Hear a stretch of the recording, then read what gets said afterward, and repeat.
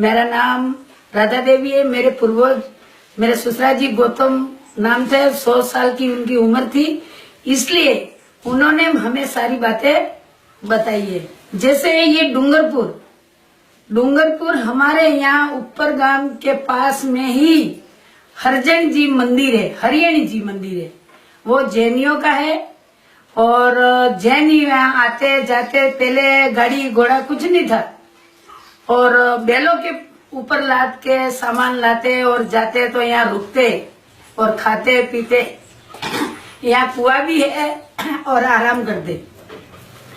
इसके बाद ये क्या हुआ कि एक तरफ तो राजा था और एक तरफ आदिवासी डोंगर बलोडा करके नाम था उसका, वो डोंगर बलोडिया यूं मेरे ससुरा जी कह रहे थे।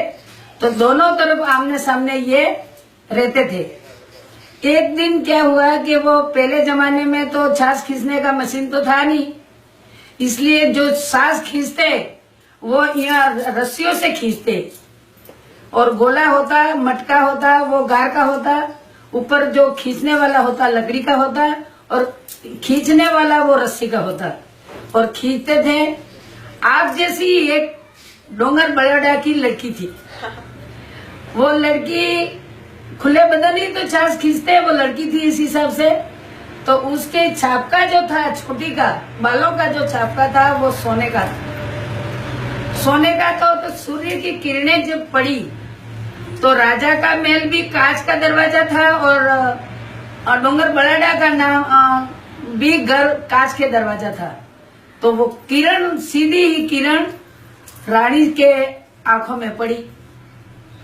जब रानी के आंखों में पड़ी तो रानी ने कहा कि एक आदिवासी की लड़की ने मेरे आंखों में किरण पाड़ी, ये तो अच्छा नहीं है।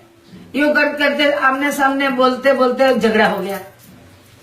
महाभारत रच गई, झगड़ा हुआ। झगड़ा होने के बाद ये सारे मार पीट करके ये भाग गए, ये उधर भागे, ये इधर भागे। क्या पता कैसे हुआ, वो उस समय की बात तो अपन ने देखी नहीं है, लेकिन कुछ जैसे अपन कुछ बात सुनते हैं।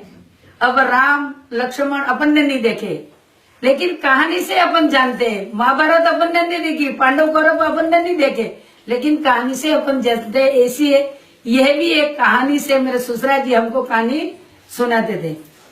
फिर यहाँ से भाग के डूंगरपुर जाके उन्होंने डूंगरपुर रचाया। वहां जाके पूरी डूंगरपुर की छालदेल और वहां का राजा डूंगर बलोडा बना। फिर उसके मन में थोड़ा कुर्सी हाथ में आ जाती है तो बल तो आ ही जाता है, तो कुर्सी के हिसाब से उसमें अभिमान और घमंड आ गया। घमंड के हिसाब से उन्होंने वहां डूंगरपुर में जैन ज्यादा रहते थे, तो जैनियों की लड़की से शादी करने का उसने सोचा और कहा कि जैनियों की लड़की से हम शादी करेंगे। तो उनको माँ बाप को, बच्ची के माँ बाप को कहा कि हम शादी किए बिना छोड़ेंगे नहीं। तब उस जैन ने ही सोचा कि अब ये तो राजा है, उससे तो अपन कुछ कर नहीं सके।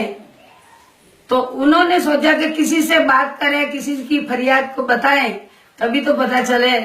यूं करके वो उदयपुर गए।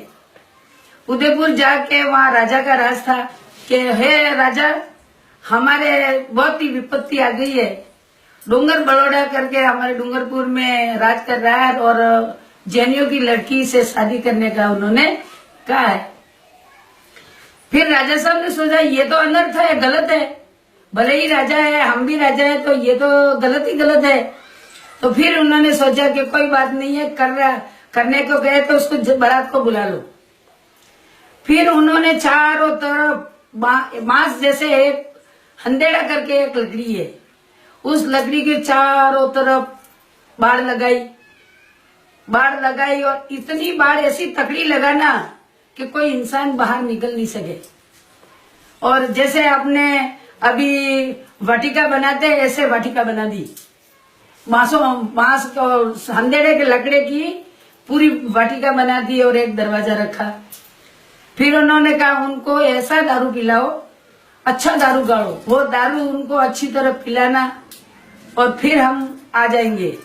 तो बहुत गमन हो गए, वो तो दारू पिया नशे में, उनको ये भी पता नहीं कि हम कहाँ तो बैठे हैं, कहाँ से घोड़े पे सवार होके उनके राजा के जो सिपाही थे, वो घोड़ा पे बैठ के राजा भी आए और सिपाही भी आए। सिपाही आके उस जो वाटिका बनाई थी उस वाटिका में घोड़े डाल दिए। डाल के सारे इतने घोड़े घुमाए घुमाए घुमाए घुमाए सारी बारात नष्ट हो गई, मर गई घोड़ों की खरियों से। फिर डूंगरपुर उदय विलास पे राजा साबरी से लाके फिर बिठाया और राजगद्दी राजाओं की बनी। और इसके पहले अब लक्ष्मण सिंह जी थे, उनके बेटे नेपाल सिंह जी है। अब हर्षवर्धन सिंह जी है, वो अपने राजस्थान में वो कोई सांसद है वो। और ये कहानी मेरे ससुरा जी ने कही है। इतनी कहानी मैं डूंगरपुर के बारे में जानती हूँ।